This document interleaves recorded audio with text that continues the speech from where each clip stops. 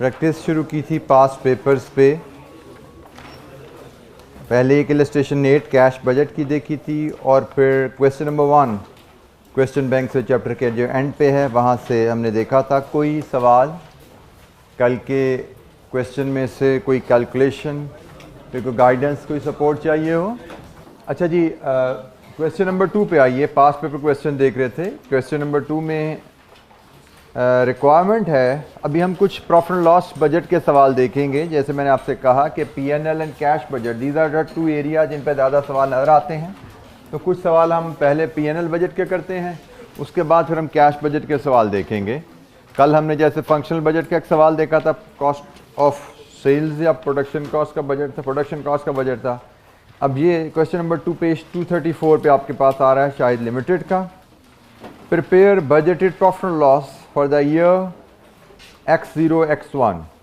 PNL N L जीरा, पढ़िए data. अच्छा जी, हमें क्वेश्चन की इन्फॉर्मेशन दी गई है और उससे हमें पीएनएल बनाना है। पीएनएल में हमें जो चीज़ें आइटम सबसे पहले अगर मैं आइडेंटिफाई करूं जो नज़र आ रही हैं, एक रेवेन्यू आएगा, एक कमीशन है सेल्स पे, एक डिस्काउंट है, कट पीस आ रही है। तो हम कमीशन और डिस्काउंट को प्रेजेंटेशन के डिफरेंट अंदाज हो सकते हैं। नॉर्मली हम यहाँ पे उसको sales minus commission and discount net sales पे आ जाते हैं। इधर नेट सेल्स रिपोर्ट करेंगे। फिर उसने एक वेरिएबल कॉस्ट का जिक्र किया हुआ है, that is in note number, variable cost का जिक्र है जी इसका किस नोट में, नोट नंबर 5 में वेरिएबल कॉस्ट है, फैक्ट्री ओवरहेड है। सो जो फॉर्मेट समझ आता है, आप पहले सेल्स लाएंगे, सेल्स में से लेस करेंगे कमीशन, लेस करेंगे डिस्काउंट, यहाँ से आपको मिलेंगी नेट सेल्स, नेट सेल्स में से लेस करेंगे आप वेरिएबल कॉस्ट और फिक्स्ड प्रोडक्शन कॉस्ट। तो शायद आपको यहाँ पे मिलेगा ग्रॉस प्रॉफिट, और ग्रॉस प्रॉफिट में से फिर आप लेस करेंगे head office cost, head office cost और आउटलेट्स का जो किराया है, आउटलेट्स कॉस्ट जिसका उसने जिक्र किया हुआ है।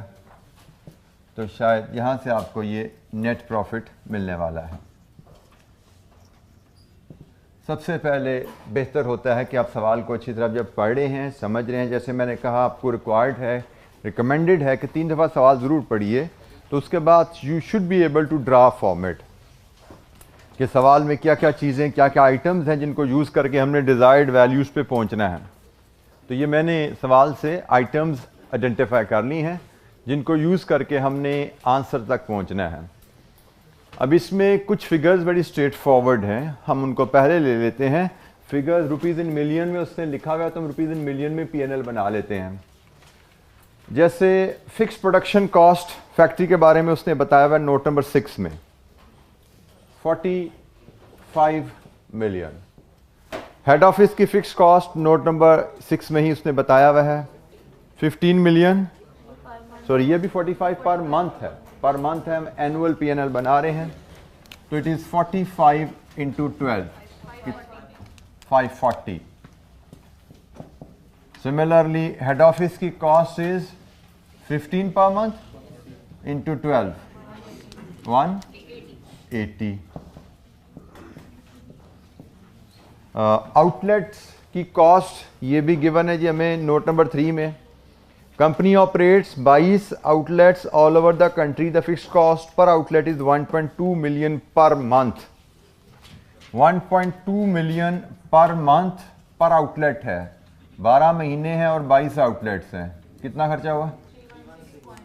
316.8 मिलियन। अब ये जैसे मैंने कहा कि अगर फॉर्मेट आपके पास है, अभी हमने कोई कॉम्प्लिकेटेड कैलकुलेशन परफॉर्म नहीं की, लेकिन 3 वैल्यूज़ हमने लिखी हैं, तो 3-4 नंबर या 3 से 5 नंबर तो ज़रूर हम स्कोर कर चुके हैं। और अभी हमने किसी कैलकुलेशन को जिसमें कोई लंबी चौड़ी कॉन्सेप्ट्स इन्वॉल्व हैं या कैलकुलेशन इन्वॉल्व है टच भी नहीं किया हमने। जो क्वेश्चन में स्टेटमेंट्स लिखी हुई हैं उसके मुताबिक हमने हेड्स आइडेंटिफाई किए थे और उन हेड्स में कुछ वैल्यूज जो स्ट्रेट फॉरवर्ड हैं वो डाल दी। अब बाकी जितनी भी वैल्यूज़ हैं उन सब का ताल्लुक सेल्स से है, क्योंकि सेल्स पे ही कमीशन है, सेल्स पे ही डिस्काउंट है, सेल्स पे ही ताल्लुक लेके वेरिएबल कॉस्ट है। तो बाकी जो आपकी 4 फिगर्स रह गई हैं उनमें सबसे पहले आप सेल्स वर्कआउट करेंगे, उसके बाद बाकी फिगर जो सेल्स से लिंक्ड हैं वो वर्कआउट करेंगे, आपका P&L कंप्लीट है जी। यहाँ तक किसी वैल्यू की कैलकुलेशन में कोई दिक्कत? एग्जाम में भी you should approach like this, क्योंकि नॉर्मली होता क्या है, आप लोग P&L में सबसे पहले ऊपर सेल्स लिखते हो, सेल्स पे वर्किंग शुरू करते हो, चांसेस आर देयर अगर पहली वर्किंग ही कॉम्प्लेक्स है आप उस पर ही फंस जाओगे, 5, 10, 15 मिनट ज़ाया कर दोगे और बगैर कोई नंबर स्कोर किए हुए टेंशन में आगे जाते हो। आपको जो आर्ट में बार बार कह रहे हैं डेवलप करना है कि क्वेश्चन को ओवरऑल स्कोप देखोगे, आंसर तक पहुंचने के लिए क्या क्या वर्किंग रिक्वायर्ड है। जो इजी और क्विक वर्किंग है पहले उनको टारगेट करो, जिससे हम एग्जाम की ओवरऑल स्ट्रेटजी है कि पूरे पेपर में से आसान सवाल पहले किए जाते हैं। इसी तरह हर सवाल में हमारी कोशिश होती है कि पूरे सवाल में से जो आसान कैलकुलेशन है, जो इजी मार्क्स हैं, उनको पहले सेफ सिक्योर किया जाए। तो ये जो इजीएस्ट मार्क्स थे हमने पहले वो ले लिए हैं। अब हम सेल्स की तरफ चलते हैं, क्योंकि हमें नज़र आ रहा है कि सेल्स की फिगर होगी तो कमीशन, डिस्काउंट और वेरिएबल कॉस्ट लिंक्ड बनता है उनसे। ये सारी इंफॉर्मेशन उसने हमें दी हुई है। अब सेल्स के लिए आपको नोट नंबर 1 पढ़ना है जी। नोट नंबर 1 एक दफ़ा पढ़ लीजिए। अच्छा जी, सेल्स में उसने कहा हमने जूते कितने बेचने हैं और रेंज ऑफ प्राइस क्या है, उसके हिसाब से उसने हमें फिर फर्दर ब्रेकअप दे दिया। तो हम एक वर्किंग बना लेते हैं, वर्किंग 1। वर्किंग 1 में हम पहले मैन के शूज़ यूनिट्स, प्राइस और रेवेन्यू रुपीज़ इन मिलियन में लेते हैं। फिर इसी तरह वुमेन के हम बना लेते हैं। ठीक है जी। हमें कहा गया है कि टोटल हमने मैन के 1200 यूनिट्स जो बेचे हैं उनमें से 60%, मतलब 1200 का जो 60% है वो जाएंगे मिनिमम प्राइस पे। मैन की मिनिमम प्राइस 1000।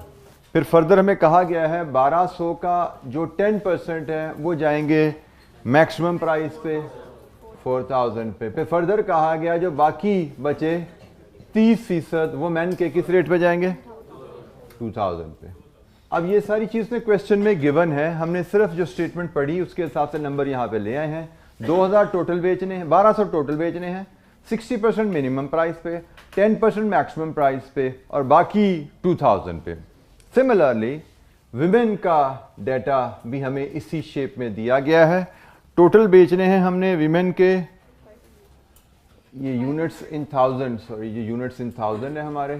ठीक है जी, यूनिट्स इन थाउजेंड। ये हैं जी 500 मल्टीप्लाई 60%, ये जाएंगे किस पे जी, मिनिमम 800 पे। फिर 500 का 10% ये जाएंगे मैक्सिमम पे 2500 पे।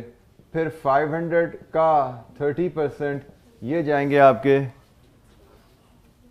1200 पे। लीजिए जी, यहाँ से आप ये यूनिट्स इन थाउजेंड मैंने लिए थे ताकि नंबर्स हमारे ज़रा इजी रहें।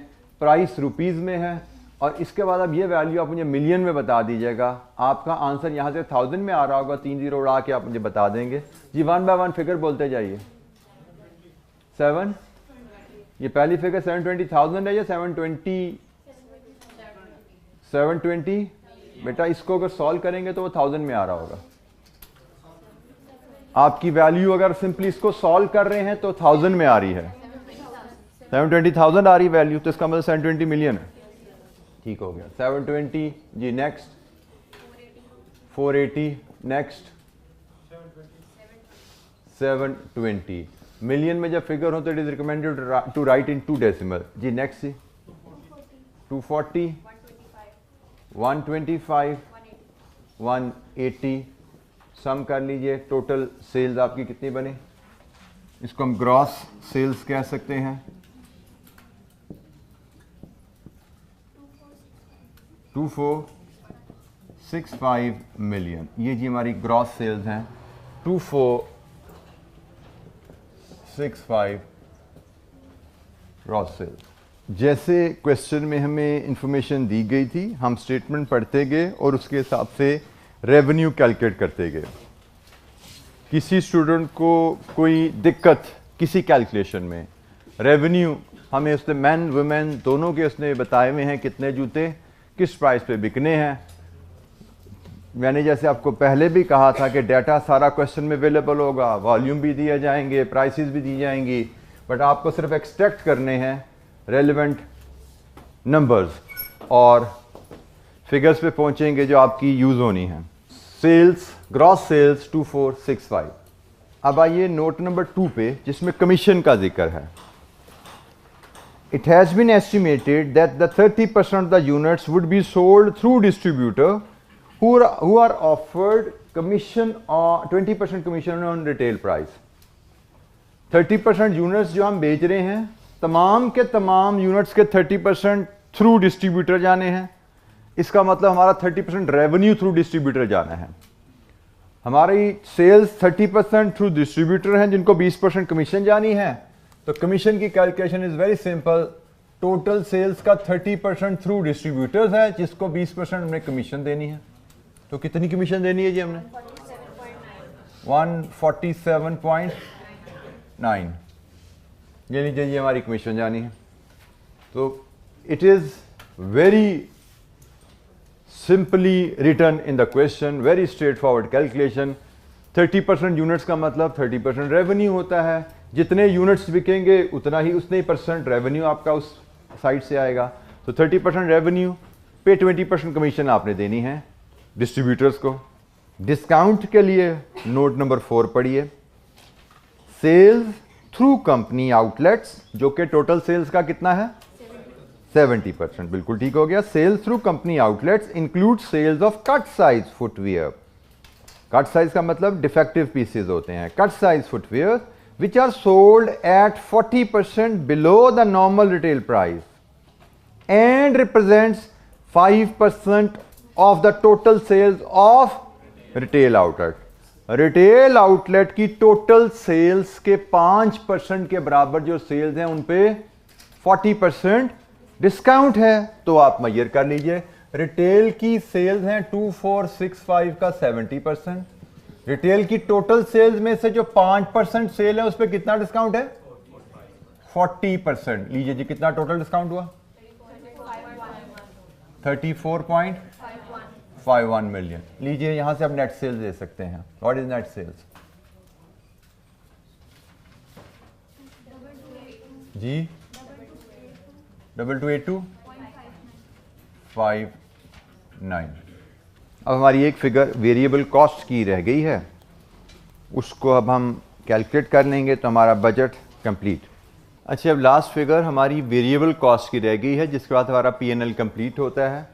अब यहाँ पे मैं फिर तवज्जो दिला दूँ, अगर आपको वेरिएबल कॉस्ट की समझ नहीं भी आएगी, नॉर्मली मैं फिर जो बात करता हूँ, बच्चे फॉर एग्जांपल आपने रेवेन्यू वर्कआउट कर लिया, आपने वर्कआउट कर लिया, ये किया, इसके बाद वेरिएबल कॉस्ट पे है। वेरिएबल कॉस्ट एक वाहिद फिगर है जो ज़रा थोड़ी सी आप कह सकते हैं सवाल के लिहाज से मुश्किल है। वैसे मुश्किल नहीं है, इस सवाल में जो मुश्किल तरीन कैलकुलेशन है, जो सोचने वाली बात है, वो वेरिएबल कॉस्ट नजर आती है। लेट्स अज्यूम आप वेरिएबल कॉस्ट पे आते हो, रुक जाते हो, तो प्रॉब्लम इज, जैसे मैंने कहा कि आप इससे आगे चलते नहीं हो और ये 1 2 3 कैलकुलेशन आपकी मिस हो जाती है, ये 3 नंबर आप लूज कर जाते हो, 4 नंबर जितने में लूज करते हो। तो आपको जो मैंने चीज़ क्या सिखाई है कि आप इजी वर्किंग्स आइडेंटिफाई करो, उनको पहले कर दो। आपकी अगर खुदा न खास्ता आपको वेरिएबल कॉस्ट नहीं आती, लेट्स अज्यूम सब कर लिया, वेरिएबल कॉस्ट के बारे में सोचा, आपको समझ नहीं आई, आपको 2-3 मिनट आपने सोचे, इस पर नहीं समझ आई, तो आपने 2-3 मिनट से ज़्यादा इस पर सोचना नहीं है, क्योंकि ये 2 नंबर से ज़्यादा की कैलकुलेशन नहीं है। 2 नंबर की कैलकुलेशन है, 2 मिनट से ज़्यादा इस पर सोचेंगे तो आप वक्त का ज़िया कर रहे हो, आपका आगे कोई पार्ट छूट जाएगा। अब पूरे सवाल में अगर हम वेरिएबल कॉस्ट नहीं भी समझ आती, लेट्स अज्यूम ये 12 नंबर का सवाल है, तो 12 में से इसको छोड़ भी दोगे तो 12 में से 10 आ जाते हैं, और 12 में से 10 बहुत अच्छा स्कोर होता है अगर आप पेपर को बड़े अच्छे नंबरों से पास करना टारगेट कर रहे हो। तो यहां पे अगर आपको नहीं समझ आ रही, लेट्स अज्यूम, मैं आपको बता रहा हूं कि अगर आपको फिगर नहीं समझ आ रही, आप लिख दो, मैं अज्यूम कर रहा हूं, अज्यूम एक्स अमाउंट लिखो, जो भी अमाउंट 100 लिखना, 400 लिखना, 2000 लिखना, और सब पेपर कंप्लीट कर दो कि जी प्रॉफिट ये आ रहा है, इसमें एक फिगर अज्यूम्ड है, तो एग्जामिनर सिर्फ इस फिगर के नंबर काटेगा, बाकी फॉर्मेट के तमाम वर्किंग के आपको नंबर मिलेंगे। और मैं जो बार बार आपको एम्फसाइज कर रहा हूं, without wasting time, without wasting undue time, इसको आप ड्यू टाइम 2 मिनट दोगे, क्योंकि हर स्टेप के 2 number 3 number, 1 number 2 number 3 number, इससे ज्यादा कोई स्टेप, कोई कैलकुलेशन इससे ज्यादा नंबर की नहीं होती एग्जाम में। सो हर कैलकुलेशन पे आपने इतना ही मिनट सोचना है, समझ आ जाए तो कर दो, नहीं समझ आए तो आगे चलो। अगर टाइम जाया किया फिर अज्यूम किया तो शायद कोई फायदा ना हो, क्योंकि हमारा तो मकसद ही यहां पे है कि एक तो सवाल कंप्लीट करना, दूसरा, यहाँ से टाइम जो बच रहा है उसको किसी और सवाल पे इन्वेस्ट करके वहाँ से मार्क्स अर्न करना।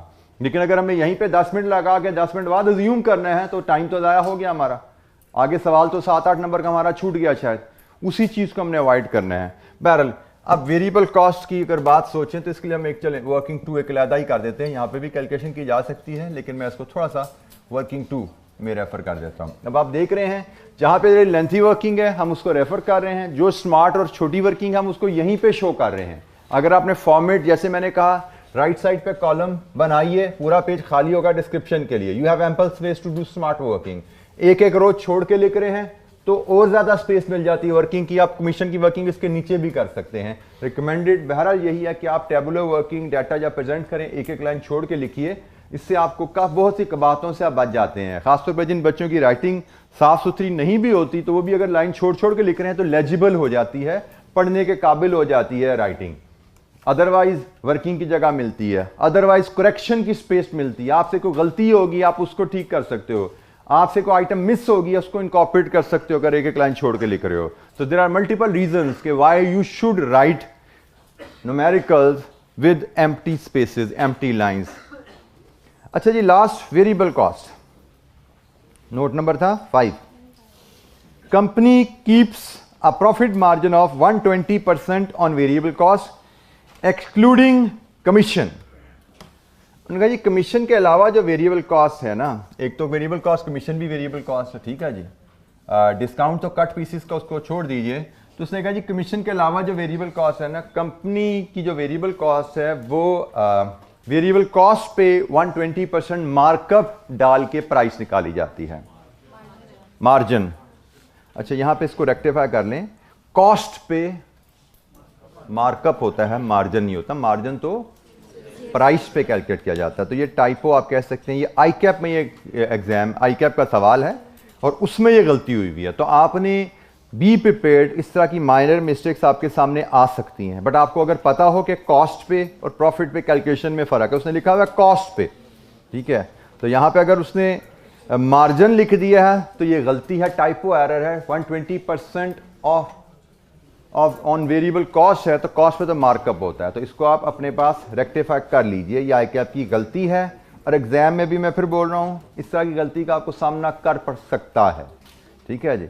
सो आपने वहाँ पे अपनी अंडरस्टैंडिंग को इस्तेमाल करना है कि भाई कॉस्ट पे है तो मार्जिन गलती से लिखा गया मार्कअप ही होगा। अच्छा जी, उसने कहा जी कॉस्ट पे 120% मार्कअप डाल के प्राइस निकलती है। हमारी वेरिएबल कॉस्ट एक कमीशन है और एक यहाँ पे आने हैं। उसने कहा जी ये जो कॉस्ट है इस पे 120% मार्कअप डाल के प्राइस आती है। तो जो रिलेशनशिप एक कॉस्ट पर यूनिट और प्राइस का होता है वही रिलेशनशिप टोटल कॉस्ट और रेवेन्यू का एग्जिस्ट करता है। उसने जो हमें इंफॉर्मेशन दी उसके मुताबिक उसने कहा जी आपकी प्राइस जो है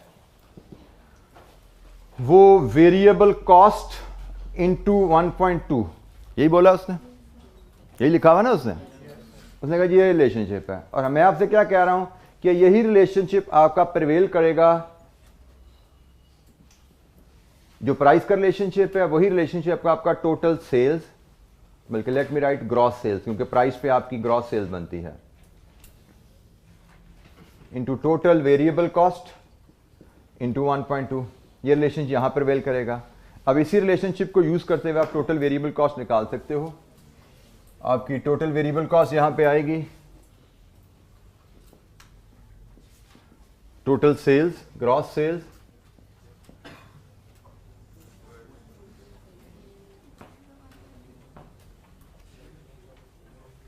नहीं, ये गलत कर रहा हूं मैं। कितने परसेंट है मार्कअप? 120% मार्कअप है, 120% मार्कअप है। तो इसमें आपने वेरिएबल कॉस्ट में 120% मार्कअप ऐड करना है। आपने 120% मार्कअप ऐड करना है। ये आपका है जी वेरिएबल कॉस्ट इंटू 1.2, ये है आपकी इक्वेशन, ठीक है जी। So total variable cost into total variable cost into 1.2, this is the equation, ठीक है जी। आपने इक्वेशन में आपने टोटल वेरिएबल कॉस्ट, इस इक्वेशन को अब ओपन अप अगर कर लें आप तो आपका ये बनेगा जी टोटल वेरिएबल कॉस्ट बनेगा आपका, मैथमेटिकली इसको अरेंज करें हम तो वेरिएबल कॉस्ट ऐड हो जाता है, ये 1.2 है, ये 2.2 वेरिएबल कॉस्ट हो रहा है। ठीक है जी, आपकी मैं एक स्टेप चले आसानी के लिए आपकी और डाल देता हूँ।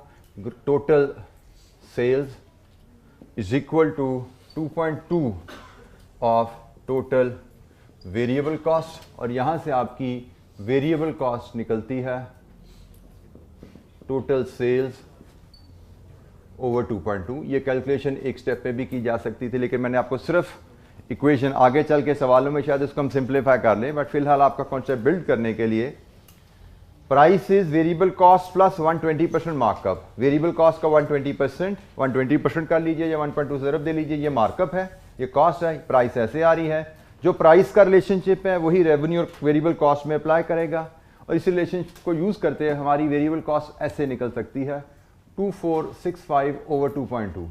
कितनी आई है?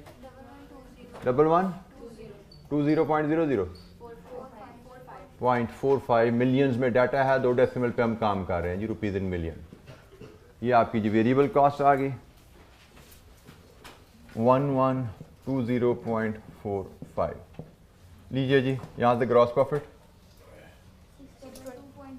6.14, net profit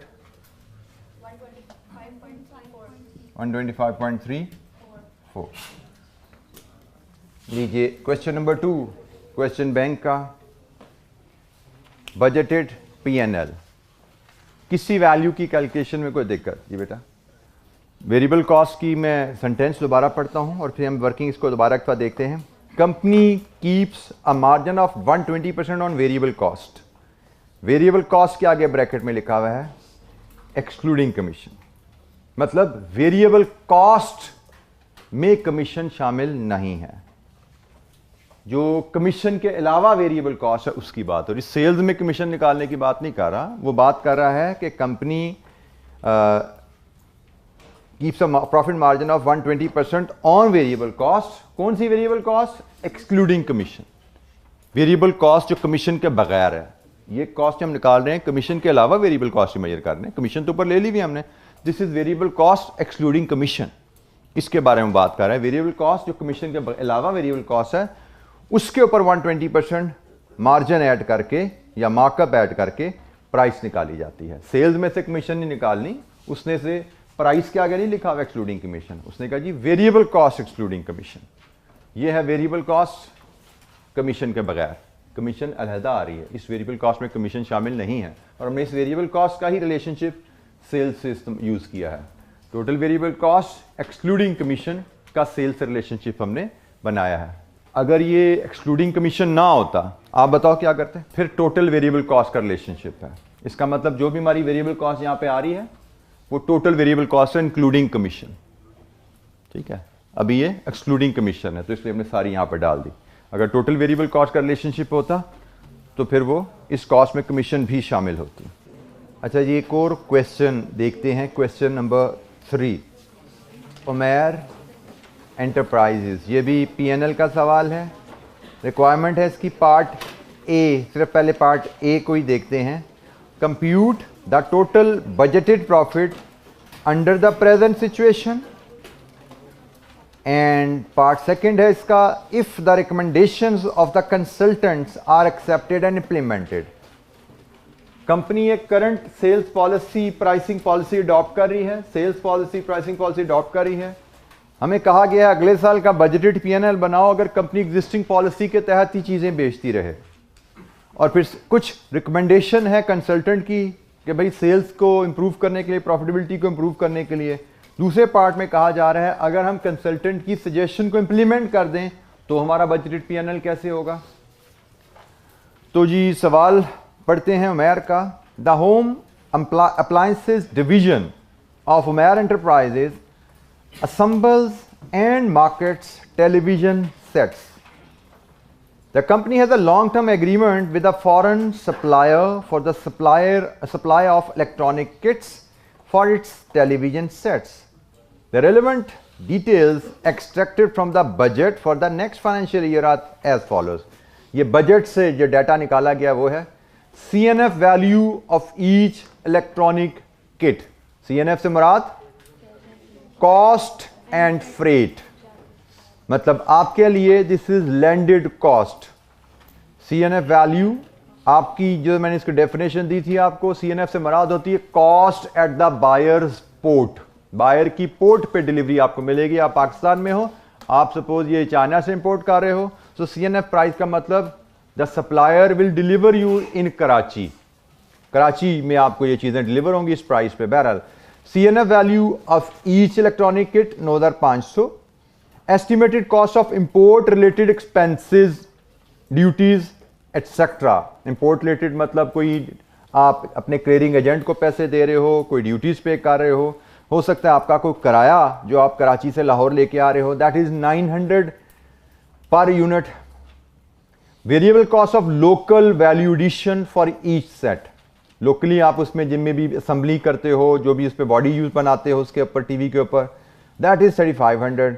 and variable selling and admin expenses per set is 900। Annual fix production expenses 12 million. Annual fix selling and admin expenses 9 million. ये उसने हमें बजट से एक्सट्रैक्ट दे दिया है। कुछ डाटा पर यूनिट है और कुछ एनुअल फिक्स कॉस्ट से हैं। आगे चलते हैं जी। Fix production overheads are allocated on the basis of budgeted production which is 5000 units.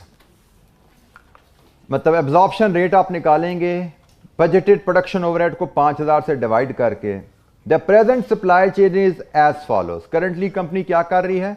Company sells to distributors at a cost of production plus 25% markup.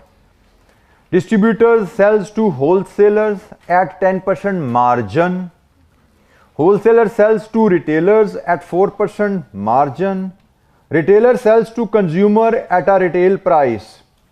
That is at a markup of 10% markup on their cost. पूरी उसने supply chain बता दी है। Company distributor को बेच रही है, distributor wholesaler को बेच रही है, होलसेलर रिटेलर को बेच रहा है, रिटेलर फिर कस्टमर को बेचता है। और रिटेल प्राइस होती है the price which is charge to customer. ठीक है जी, वो उसने बताया क्या है। रिटेल प्राइस क्या होती है? जो रिटेलर को कॉस्ट है उसमें 10% मार्कअप डालें तो रिटेल प्राइस आती है। ये नोट नंबर 4 में ये बताया गया है। बहरहाल इस सप्लाई चेन की हम रेलेवेंस पढ़ते हैं आगे चल के, इसकी सिग्निफिकेंस समझते हैं आगे चल के। The performance of the division had not been satisfactory for the last few years. A business consulting firm was hired to assess the situation and it has recommended the following step। जो consultant ने क्या steps दिए हैं वो भी पढ़ लेते हैं, जो नीचे लिखा नहीं वो पार्ट 2 में। तो हम पार्ट 2 के लिए जो स्टेप्स हैं, reduce existing supply chain by eliminating the distributors and wholesaler. वो कह रहे हैं जी कंपनी डिस्ट्रीब्यूटर्स और होलसेलर को निकाल दे सप्लाई चेन से। इसका मतलब कंपनी क्या करे? डायरेक्टली रिटेलर को बेचे। Reduce the retail price by 5%। जो पुरानी रिटेल प्राइस है उस पर 5% की कमी कीजिए। Offer sales commission to retailer at 15% of retail price. Retailer को कमीशन दीजिए 15% की।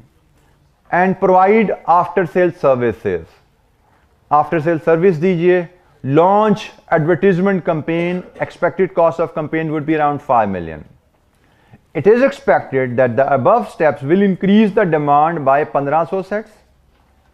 The average cost of providing after sale service is estimated at 450 per set। आप आफ्टर सेल सर्विस दे रहे हैं जो कि यकीनन फ्री ऑफ चार्ज है, जिसकी कॉस्ट आपको पड़ने वाली है 450 पर set. Required compute budgeted P&L under the present situation and if recommendations of the consultants are accepted and implemented। एक दफ़ा रिक्वायर सवाल एक दफ़ा फिर आप पढ़ लीजिए, क्योंकि डाटा काफ़ी ज़्यादा है। वैसे तो जैसे 3 दफ़ा आप पढ़ते हैं तो कुछ चीज़ें अब्जॉर्ब होती हैं। मैंने चूँकि पढ़ते हुए कुछ आपको चीज़ें एक्सप्लेन भी कर दी हैं, तो आई होप एक दफ़ा आप रीडिंग कर लें तो आपकी अंडरस्टैंडिंग थोड़ी बेहतर हो जाएगी।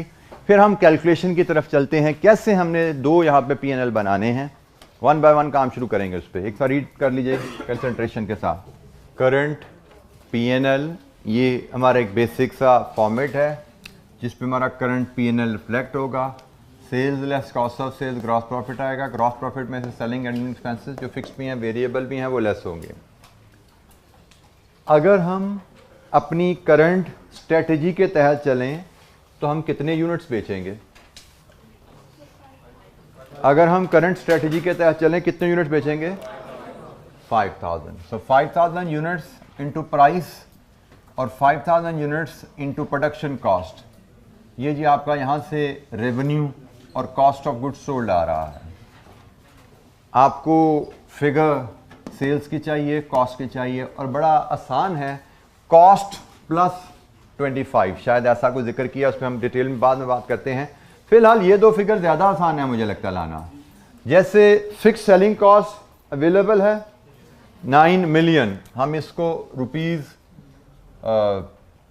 इन थाउजेंड में ले लेते हैं. फिक्स सेलिंग कॉस्ट 9 मिलियन है, माइनस हो गया. और वेरिएबल सेलिंग कॉस्ट कितनी है? टेबल में आ रही है 900 रुपीज़ पर सेट.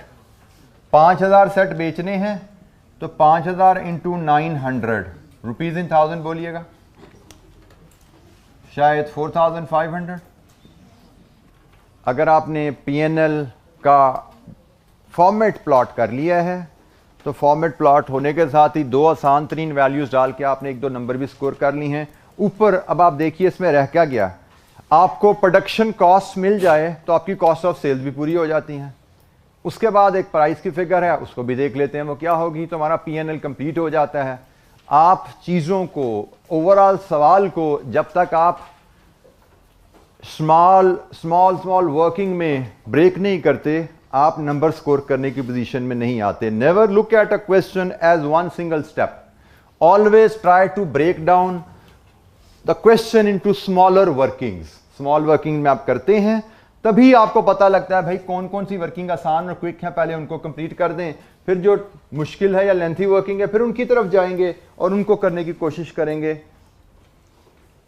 जी कोई सवाल? यहाँ पे कोई चीज़ समझ नहीं आई इस डाटा में से? Current PNL, current budget 5000 units का है, उसके हिसाब से हमने डाटा लिया. Let's prepare working one for this cost per unit. Production cost per unit. पहली बात, यहां पे प्रोडक्शन कॉस्ट बनानी है हमने फुल प्रोडक्शन कॉस्ट, ऐसा ही है जी, क्योंकि उसने बताया है production fix production overheads are allocated on the base of production budgeted production, मतलब फिक्स्ड कॉस्ट भी अब्जॉर्ब हो रही है, तो हमें फुल प्रोडक्शन कॉस्ट चाहिए. So let's start working on full production cost. क्या क्या एलिमेंट्स हैं जी, बोलते जाइए. एक तो किट है, कितने की? 3500 की, सॉरी 9500 की किट है जी. फिर इसमें रिलेटेड किट के इंपोर्ट एक्सपेंसेस हैं, इंपोर्ट रिलेटेड कॉस्ट हैं 900 का. फिर क्या है जी इसके पास? Local value addition, local value addition 3500. इसके अलावा जी selling expense is not part of the production cost, वो तो सेल्स में चला गया, हम तो प्रोडक्शन कॉस्ट का हिसाब लगा रहे हैं. इसके बाद सिर्फ फिर आ जाते हैं फिक्स्ड प्रोडक्शन ओवरहेड्स. वो उसने कहा बजटेड है 12 मिलियन और एब्जॉर्ब होने हैं यूनिट्स प्रोड्यूस पे जो कि 5000 हैं बजटेड प्रोडक्शन पे. कितना आया?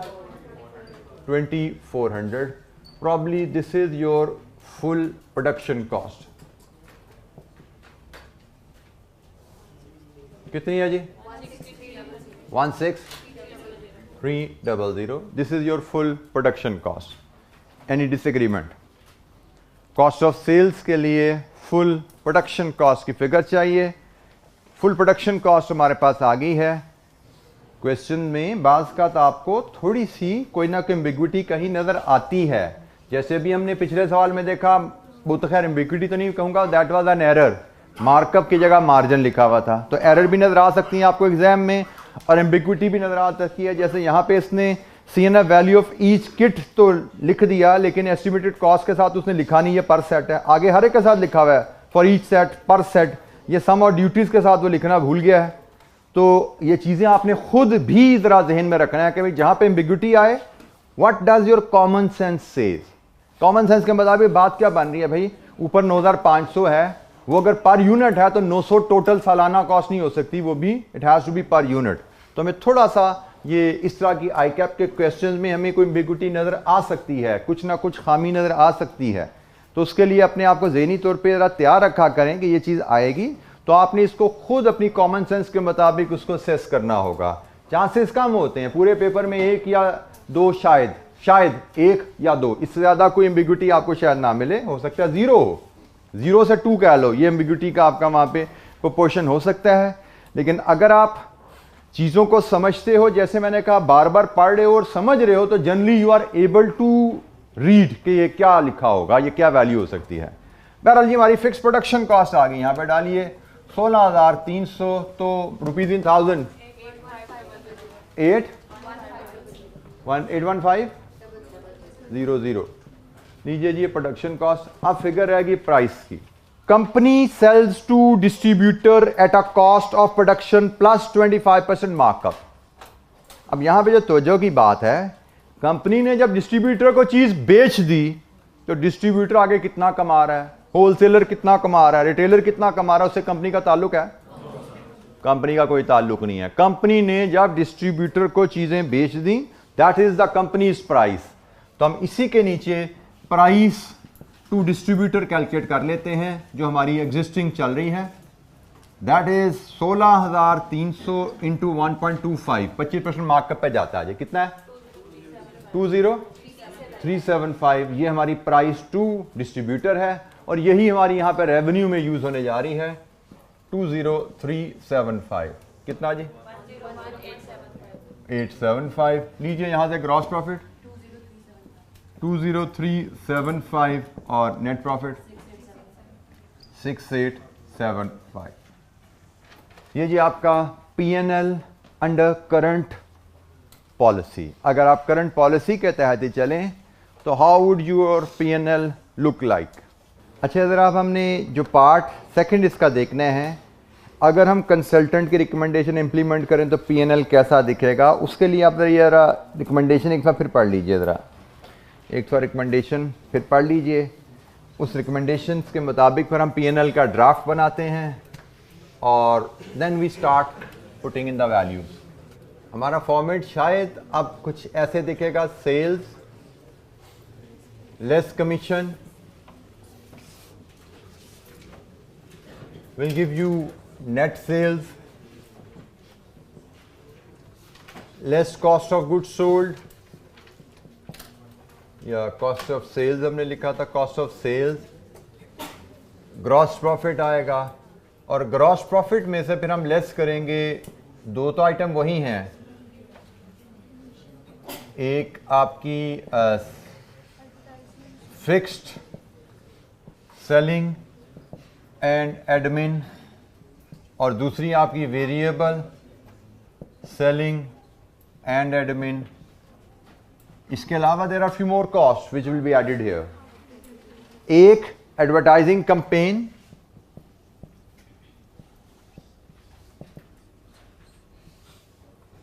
और एक आफ्टर सेल सर्विस।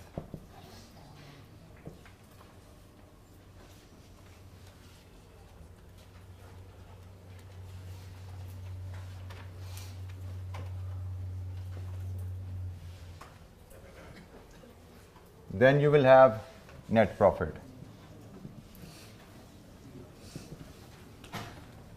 अगर आपने डाटा को पढ़ा है, कहानी सही तरह पढ़ ली है, तो you should be able to identify these variables. आपके P&L में कौन कौन सी वैल्यूज़ यूज़ होनी हैं आपको पता लगना चाहिए। और ये मैंने वो तमाम वैल्यूज़ को इस फॉर्मेट में डाला कि भाई अब हमारा, अगर हम कंसल्टेंट प्रपोजल इंप्लीमेंट करें तो हमारा P&L इस शेप में दिखना चाहिए।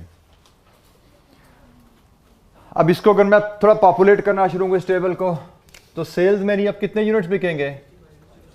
6500 पर कितने पे बिकेंगे? वर्किंग बनानी पड़ेगी।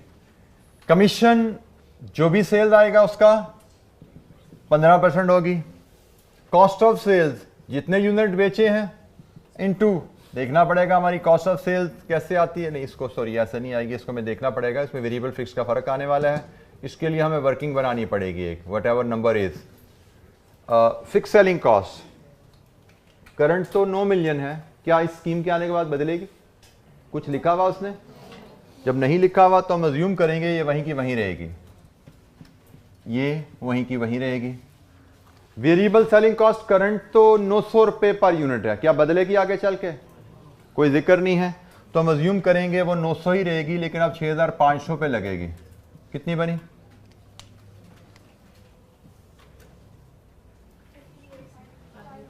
5850। एडवर्टाइजिंग कैंपेन गिवन है, कितनी है?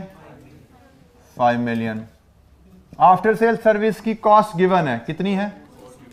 450 पर यूनिट। 6500 यूनिट बेचने हैं इंटू 450, 2925। अब अगेन हमने इसमें एक वाहिद ट्रिकी वर्किंग जो है वो प्राइस की है। एक ट्रिकी वर्किंग प्राइस की है। अभी हमने प्राइस को छेड़ा भी नहीं और हमने को 3-4 नंबर इस पार्ट में ले लिए हैं। इस आदत को, इस स्किल को आपको डेवलप करना है कि फॉर्मेट बनाओ और फॉर्मेट में easy working, easy calculation perform कर लो, फिर आप जाओ। अदरवाइज नॉर्मल रूटीन के तहत आप लोग क्या करते आ रहे हो, मैं बार बार समझाता आ रहा हूं सिर्फ इसलिए कि आइंदा आप ये ना करो। आप सेल पे जाओगे, प्राइस कैलकुलेट करने जाओगे, प्राइस ही नहीं निकलेगी, तो वहीं पे सवाल छूट जाएगा आपका। इस आदत को चेंज कीजिए। फॉर्मेट, सवाल को बार बार पढ़िए, 2-3 दफा जब पढ़ लेते हैं सवाल, फॉर्मेट जहन में आता है, फॉर्मेट सामने लाइए, उसमें जो इजी फिगर्स प्लग होती हैं पहले वो कर दीजिए।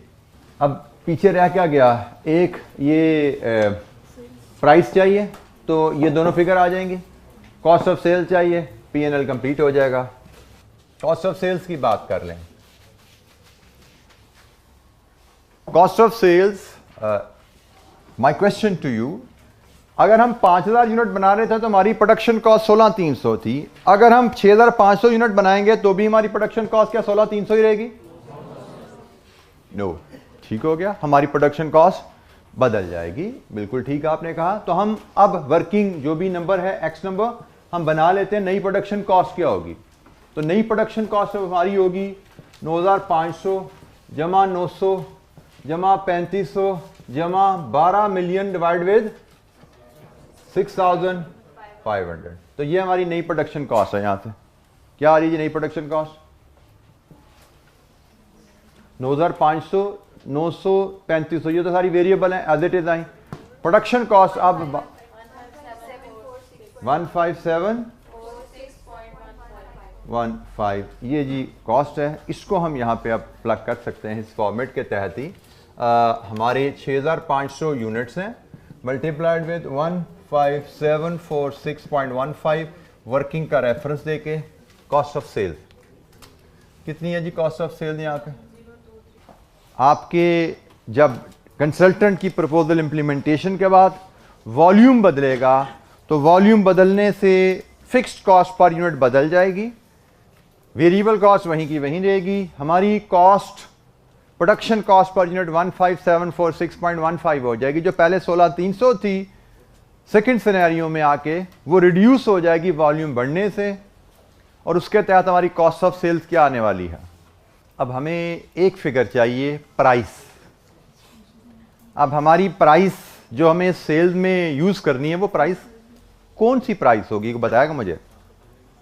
हाउ, अगर एक जुमले में आपसे पूछूं हमारी प्राइस कंसल्टेंट की सजेशन के मुताबिक कहां से आएगी, कौन बताएगा? करंट रिटेल प्राइस का 95%, ये लिखा ना उसने कहा जी होलसेलर भी उड़ाओ, डिस्ट्रीब्यूटर भी उड़ाओ, रिटेल प्राइस 5% कम करके आप बेचो रिटेलर को, और रिटेलर को उस प्राइस पे 15% कमीशन दो। तो हमारा रेवेन्यू बुक होना है, हमारा रेवेन्यू बुक होगा हमारी करंट और रिवाइज प्राइस या प्रपोज प्राइस, हम अगर हम कहें हमारी प्रपोज प्राइस है करंट रिटेल प्राइस इनटू 95%। ये हमारी प्रपोज प्राइस है जो मुझे यहां पे फीड करनी है। वर्किंग वट एवर नंबर इस नंबर में बात कर, क्योंकि पहले होते हैं नंबर मैं नहीं लगा पाता, तो आपको नंबर लगाने हैं। हमें यहां से प्रपोज प्राइस लानी है, उधर फीड करनी है, हमारा काम खत्म होगा। कोई इस स्टेटमेंट पे जो मैंने लिखी कि हमें प्राइस कहां से लेनी है सवाल कंप्लीट करने के लिए, रेवेन्यू निकालने के लिए, तो इसका मतलब अब पहले आपको करंट रिटेल प्राइस निकालनी है। तो जरा कोशिश कीजिए, देखते हैं कितने बच्चों को बेसिक मैथमेटिक्स याद है। करंट रिटेल प्राइस निकालिए। वर्किंग से if this is working x, तो दिस इज वर्किंग x1 कीजिए और करंट रिटेल प्राइस बना के दीजिए।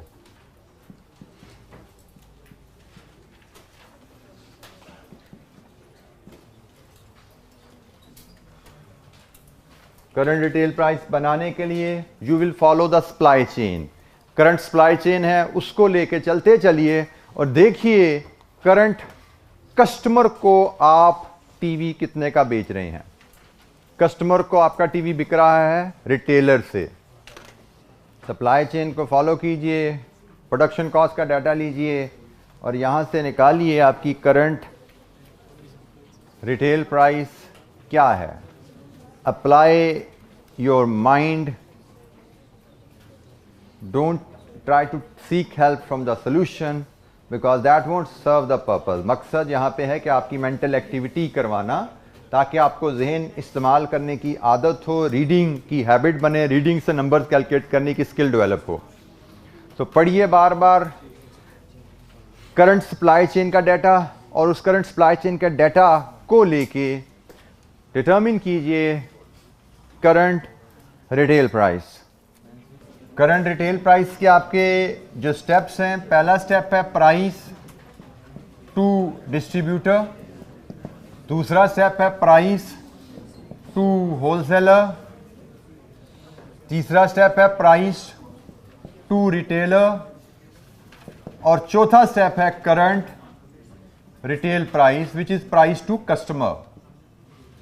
सो ये स्टेप ऑलरेडी आप कर चुके हो वहां पे 2375। अब 1 2 3 स्टेप्स आपके करने हैं and this is the final figure which we are looking for. Current retail price चाहिए आपको which is the price charge to the customer. Retailer जो खरीदता है, this is current retail price 25940। Current retail price 25940 एक suggestion है, देखिए जी ये ठीक है जी, this is the correct answer 25940। So 25940 का 95% कितना है? 24643 24643 160 180। इसका 15% कमीशन जाएगा। 24027 नेट रेवेन्यू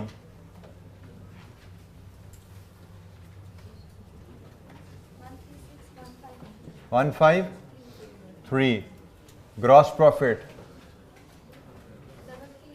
सॉरी 33803 जी। नेट प्रॉफिट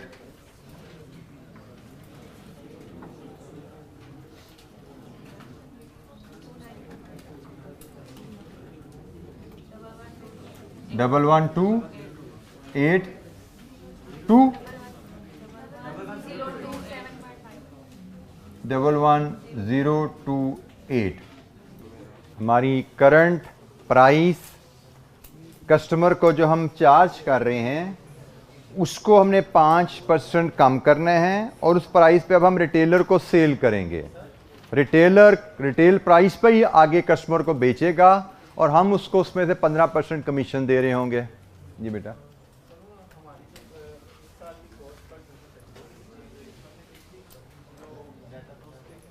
बेटा आप सवाल को समझिए। उसने कहा है कि आप करंट प्राइस में, करंट रिटेल प्राइस में 5% कमी कीजिए, यही कहा ना उसने।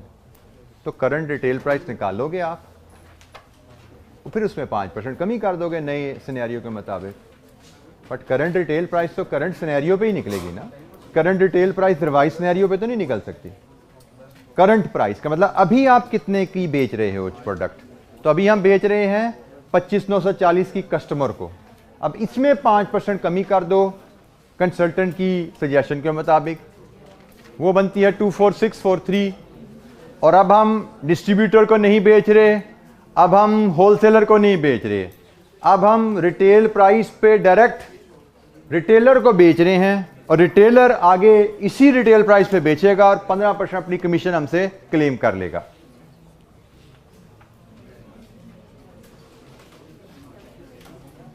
प्राइस टू डिस्ट्रीब्यूटर हम पहले निकाल चुके हैं। प्राइस टू होलसेलर इसकी कैलकुलेशन देख लीजिएगा।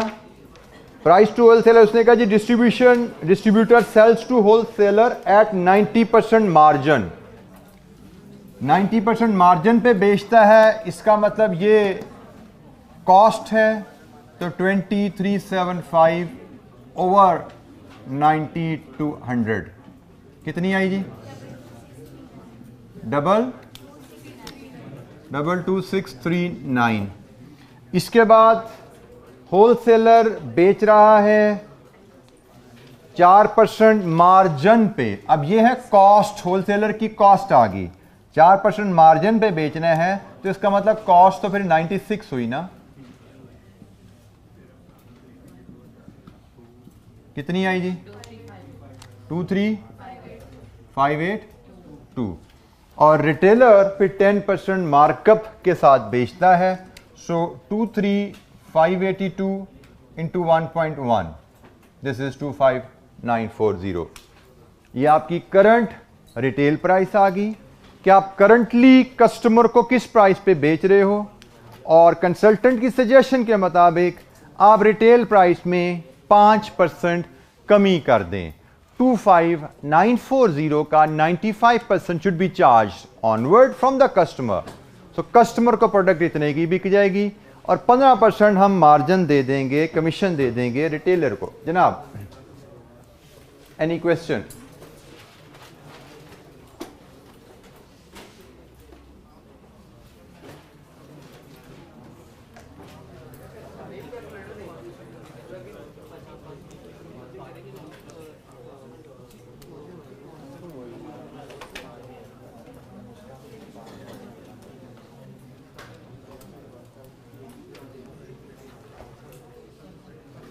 अब यहां पे अगेन आप देख सकते हैं कि कोई स्किल हम कहें, कोई सब्जेक्ट रेलेवेंट बजटेड के बजटिंग के टॉपिक रेलेवेंट कोई स्किल है, तो ऐसी कोई बात नहीं है।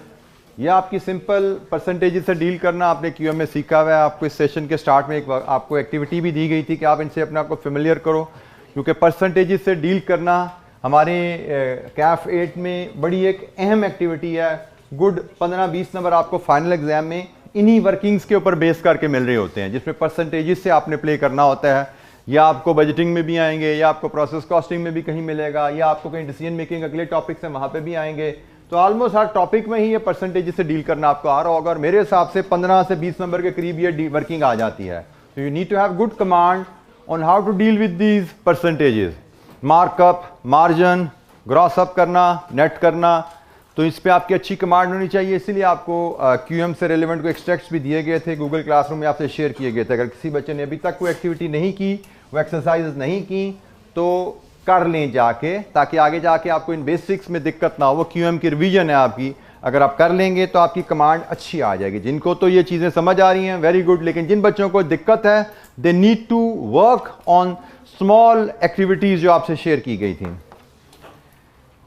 जी, एनी क्वेश्चन? कोई सवाल, कोई चीज समझ नहीं आई, पूछिए।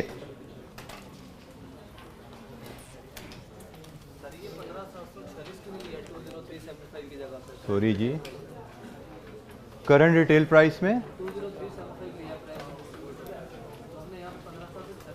एक मिनट इसकी बात कर रहे हो बेटा? ये तो ये फिगर है ना, प्राइस टू डिस्ट्रीब्यूटर जो हम चार्ज कर रहे हैं। आप यहां पे क्या लेना चाहते हैं बेटा? करंट, हमें क्या चाहिए? क्या चाहिए? करंट रिटेल प्राइस, कि हम अभी कस्टमर को कितने का बेचते हैं।